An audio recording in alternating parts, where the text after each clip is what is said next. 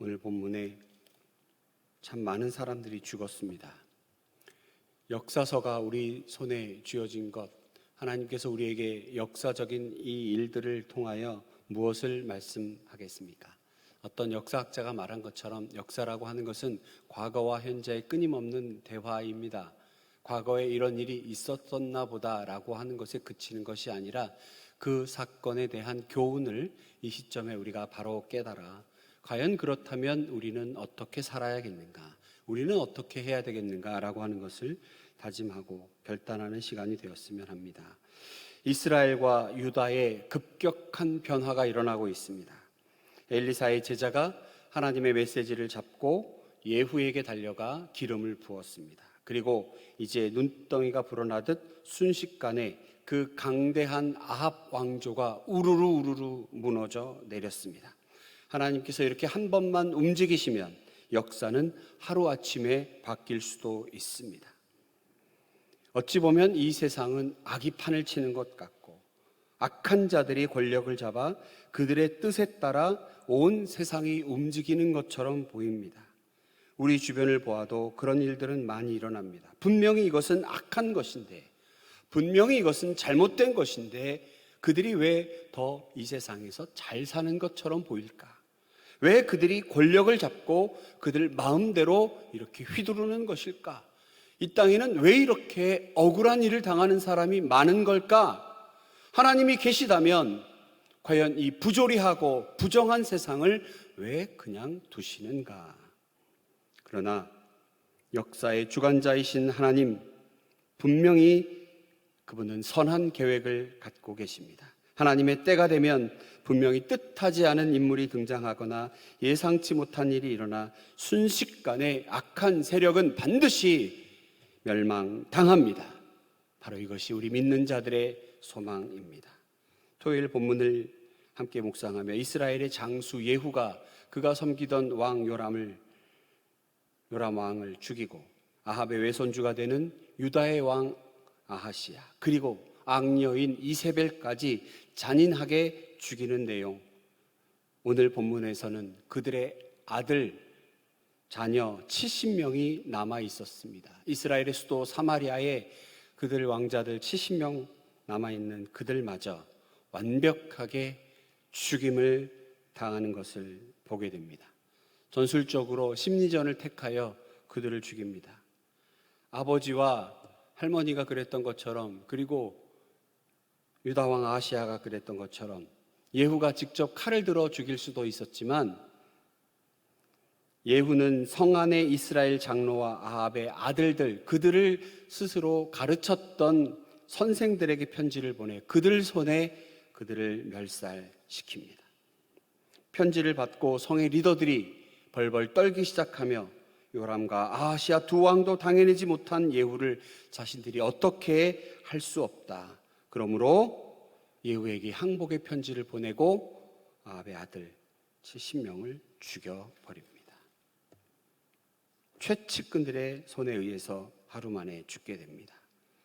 아합의 아들 요람은 예후 자신이 데리고 있다 측근 장군들의 반란으로 죽임을 당했고, 악한 왕후 이세벨도 예후의 한마디에 겁먹은 측근 내시들에게 던져져 끔찍하게 죽었습니다. 아합의 남은 70명의 아들도 어릴 때부터 자신들을 키워준 선생들의 배신, 비참하게 죽임을 당했습니다. 놀랍게도 이들 모두는 그들 측근에 의해서 멸망당하게 되었습니다. 이렇게 하나님 없이 맺어진 관계는 허무합니다. 좀 전까지만 해도 온갖 아부와 아첨을 떨며 뭐라도 다 내줄 것 같지만 결국 그렇게 끝나버리는 것이 하나님 없이 맺어진 인간관계입니다. 다 자기 살 길만 찾습니다. 자기에게 유리한 쪽에 붙으면서 정의도 명분도 없습니다. 반드시 자기들이 섬겨야 할 백성들 당연히 없습니다. 하나님 없이 하나님 밖에서 맺어진 인간관계의 실체, 그것은 바로 이렇게 모래성처럼 무너져 버리는 것들입니다. 아합 가문에 대한 심판을 마무리한 예후, 이제는 종교적 심판이 남아 있습니다. 그가 택한 방법은 놀랍도록 대단히 기가 막힌 책략 중에 하나입니다. 바알 숭배자들을 모두 모읍니다. 내가 이제 너희가 전에 섬겼던 요람왕보다 훨씬 더, 아합 왕보다 훨씬 더 바알을 섬기겠노라. 바알을 섬기는 자 모두 모여라. 그래서 긴가민가 하는 그들에게 믿음을 주게 하고, 하여튼 바알을 섬기는 모든 자들을 모아놓고 그들을 한꺼번에 몰살시킵니다. 그리고 바알 신당에서 목상을 가져다 불 사르고 신당을 화장실로 만들어 버렸습니다. 다시는 신당으로 회복될 수 없고 복구될 수 없도록 만들어 버렸습니다. 아합과 이세벨과 바알의 선지자들과 제사장들은 모두 잔인했고 술수에 능했지요. 그러나 하나님은 그들을 심판한 일에 그들보다 더 저돌적이고 더 잔인하고 집요하고 술수에 능한 예후를 사용하셨습니다.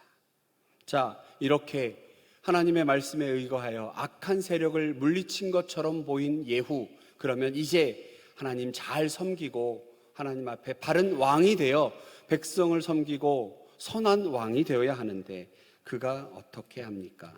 10장 29절의 말씀입니다. 이스라엘에게 범죄하게 한 느밧의 아들 여로보암의 죄 곧 베델과 단에 있는 금송아지를 섬기는 죄에서는 떠나지 아니하니라.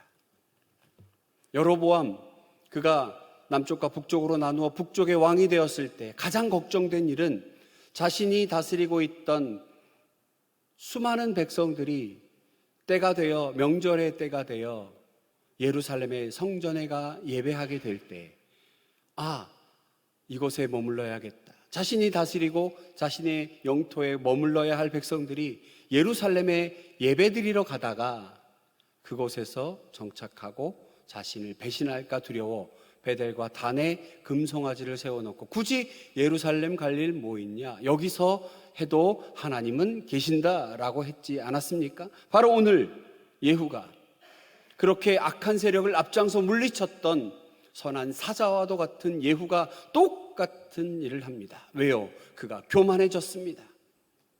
자신이 이제 왕이 되니 가장 높은 곳에 있다 보니 자신의 백성을 자신의 마음대로 하고 싶은 자입니다. 그러던 베델과 단에 있는 금송아지를 섬기게 하여 백성들의 눈을 멀게 하고 하나님을 멀리하는 죄악에서 떠나지 않습니다. 어떻습니까, 여러분?